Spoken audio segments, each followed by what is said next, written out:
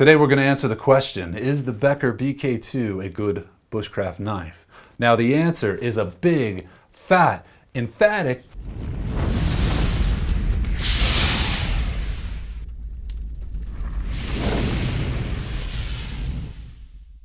Welcome back to Equipped Endure. I am Rusty. Today we're answering that question as mentioned in the intro of, is the Becker BK2 a good bushcraft knife? Now the real answer to that is it depends. It depends how you define bushcraft.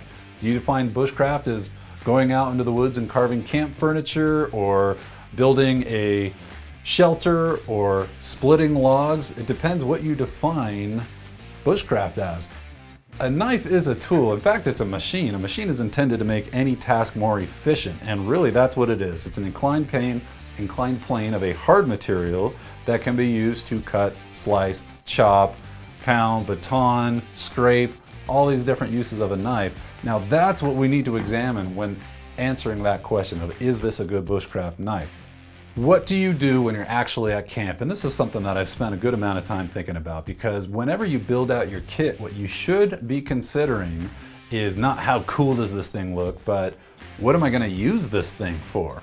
So when I go camping, I like being as efficient as possible and making the least amount of mess and least amount of destruction as possible.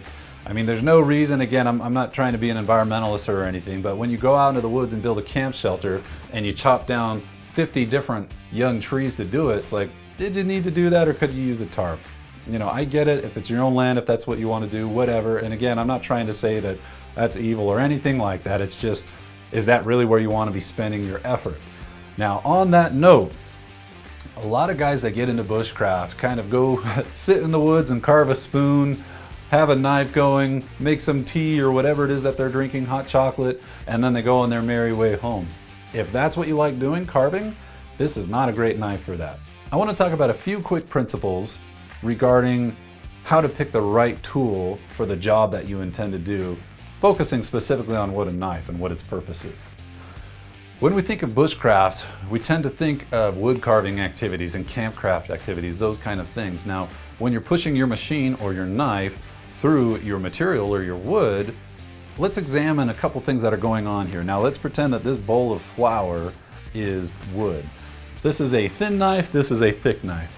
Now you'll see that as I push this thin knife or this pencil blank through the flour, that it has to displace some material in order to push through the flour. Now let's pretend that this is your thick knife. Now the same thing, I'm trying to cut through the same material, but now you can see that when I try to move it, it's already moving that container. Why is there so much resistance? Well, you've got to displace a lot more material. So I'm going to hold this in place. Now as I push this pen through, look at that wake that this thing is making, and look how much material I've got to displace in order to push this knife through the same distance as what I did with the thin blade. Look at those trenches that these created, right? I've got the Grand Canyon and then a little creek next to it. Now that's similar with knives. So the Becker BK2 is a 1/4 inch thick slab of steel. Now here's an example. This is a fiddleback forge knife that is 3/32 inch thick. So look at the difference there. I'm gonna shoot for this camera. Look at the difference in thickness.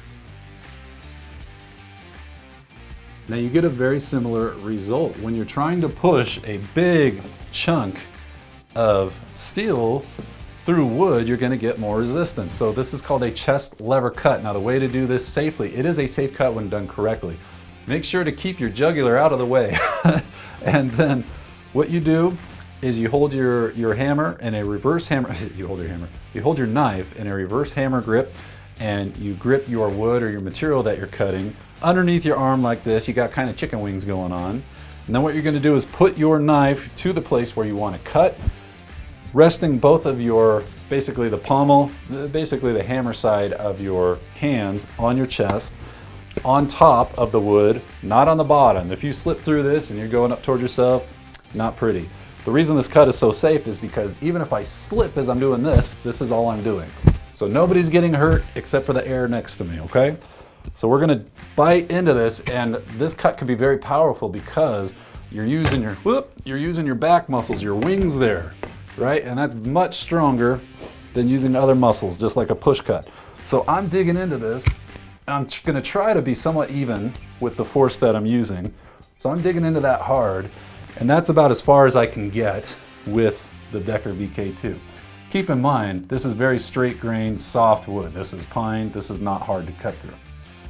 All right, now let's take the Fiddleback Forge in 3/30 seconds with a Scandi grind. We'll talk about grinds in a minute. Let's do the same thing. So I'm gonna set up, I'm gonna bite in.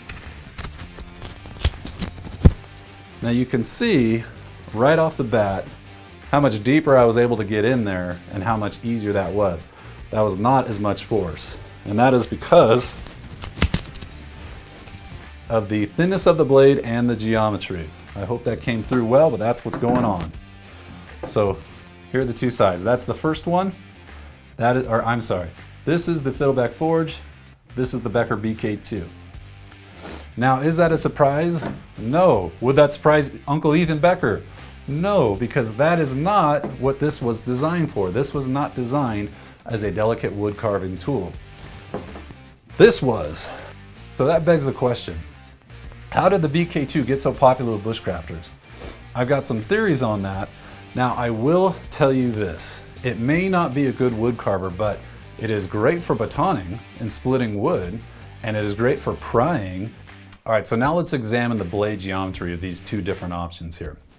So let's pretend that this is the side of a piece of wood and we're cutting into it.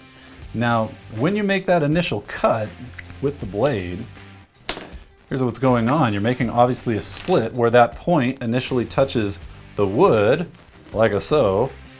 You're gonna start creating a split in the wood. And then as you drive the knife deeper down into it, that split is gonna open up a little bit and start opening up.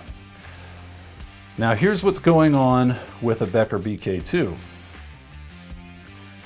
That initial edge hits and it cuts in just fine because it's the point. But as that material begins to split, the actual knife edge is going to be prevented from hitting that cut point. Now here's why. On this blade, this has a double bevel on it. It has the big flats coming off the sides there, like the cheeks, and then that secondary bevel on the edge, which this has been convex, slightly rounded over. Now here's what that looks like at a microscopic level.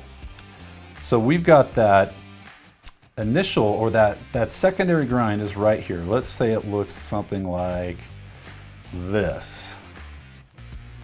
And then we've got the secondary grinds, the big flats that come down like this.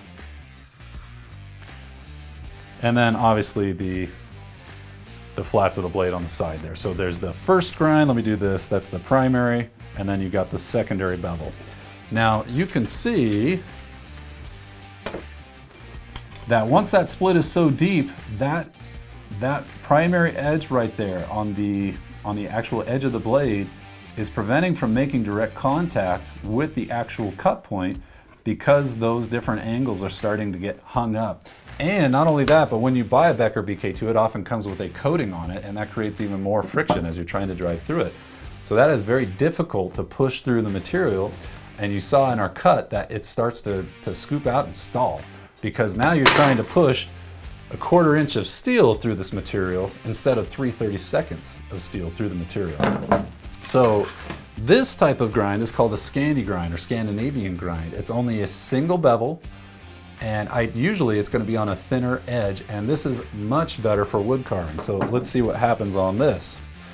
So on the same piece of wood, let's say that we've got this cut going in, but now, because we only have that single, very narrow grind right there, that edge is able to access that point much more easily and cut in deeper and smoother with less friction, particularly since, I mean, that's much thinner than your 1/4 inch blade. So that is why this is such a better woodcraft tool. So FlexCut is a brand that's popular with hobbyist wood carvers. And this may not be a popular one around them. I mean, it's kind of a jack of all trades, if you will, jackknife. And I think this one is called the Whittler's Jack, if I remember. So let's pull out the primary wood carving blade on this. Now you'll see here, small thin blade, single bevel on it. And this is when you're doing delicate carving. I mean, it just absolutely bites into that so deep. And that's because this is a blade designed for wood carving. Thin, single bevel, polished, glides right through.